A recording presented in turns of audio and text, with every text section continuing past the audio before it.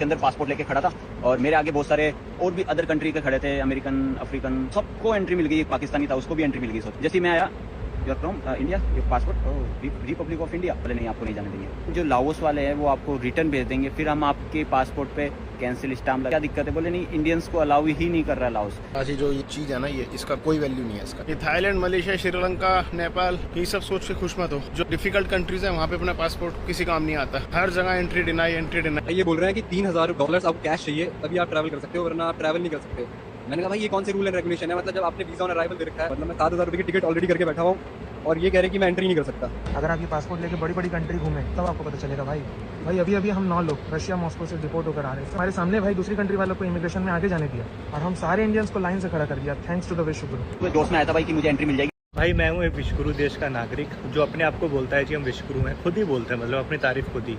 इसका कोई फ़ायदा नहीं है। ये जो है ना, ये डॉक्यूमेंट, इसका कोई फ़ायदा नहीं है। ये थाईलैंड, इंडोनेशिया, वियतनाम वगैरह में यूज़फुल हो सकता है, लेकिन इसको लेके जब अफ्रीका ट्रैवल करते हो, साउथ अमेरिका ट्रैवल करते हो, यूरोप ट्रैवल करते हो, तो इसको लेंस से जाँचते हैं और इसकी कोई वैल्यू नहीं है। वहाँ पर आपके साथ ऐसे ट्रीट करेंगे कि जैसे आप कोई भिखारी हो, ठीक है, आप कहीं से उठ के आ गए हो, आपके पास कोई पैसा नहीं, आपने बस ऐसे घर से निकले और पहुँच गए, ऐसे आपके साथ ट्रीट करेंगे।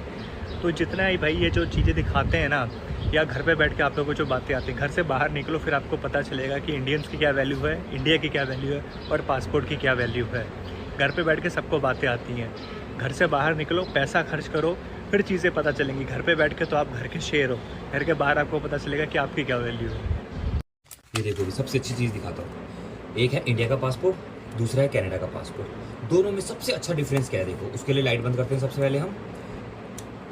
ये है इंडिया का पासपोर्ट। अगर हम इसमें यूवी लाइट्स मारेंगे तो देखो क्या दिख रहा है, लाइंस वगैरह, डॉट्स वगैरह जो भी। उसी जगह अगर हम कनाडा का पासपोर्ट खोलेंगे तो क्या दिखता है हमें, वाओ, सी, वाओ, ये है कनाडा का पासपोर्ट। ये है डिफरेंस। ये देखो।